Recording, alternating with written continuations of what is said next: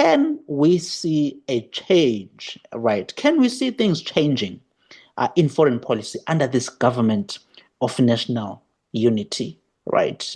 Can we see a serious shift? Because we are saying Ramaphosa must choose the West over Iran, Russia, China axis, right? Can the GNU do that now? Change our foreign policy in the way that you want. So it's interesting, Pumlani, like when we went to this trip to Israel in last May, it was just before the elections, and we saw the elections that the ANC effectively lost. They came under 40%, their majority was smashed, and the ANC suddenly was in a position that they needed to introduce and understand coalition politics.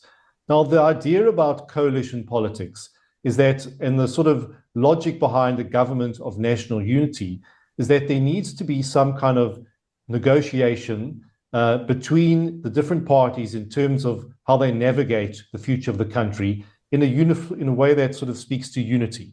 Unfortunately, what we have seen is that the ANC has clung onto control of DIRCO, the Department of International Relations. And in fact, during the negotiations for the GNU, people said that the ANC refused to even budge an inch.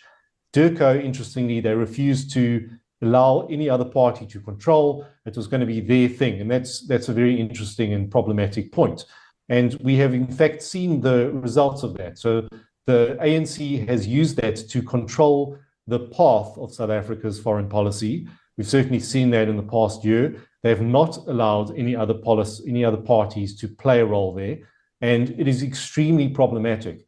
I said in the piece that it is courageous, it was courageous for the DA to fight the ANC on the VAT issue, but the foreign policy is actually a bigger issue. It's because it determines the general future of our country, and particularly with countries like the United States. It is absolutely imperative, if this GNU is to survive, that parties like the DA start to assert control over things like DIRCO. If they don't, then we set in a very dangerous path. Unfortunately, it doesn't seem optimistic that we have seen any movement there.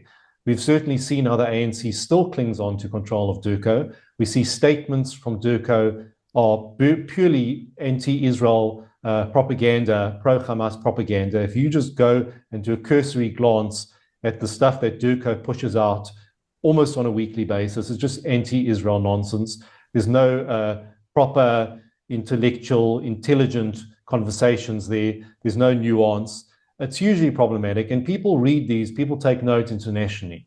So I